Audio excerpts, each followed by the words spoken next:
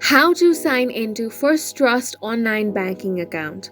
Hi guys, this is Alana from Create, Login and Delete. Let's get started. First, open up any web browser you want and search for fristrust.com. Now on this website, you want to click on the online account option. Once you click on it, this page is going to open up where you can enter your credentials. So enter your login ID, then enter your password. You can check the box that says remember me if you want to remember your details.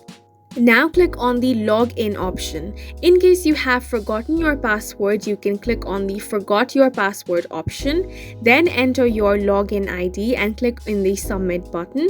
Once you do that, your password can now be reset from here and then you can log into your account. And that's it for this video. Please make sure to hit the like button and subscribe for more videos like this.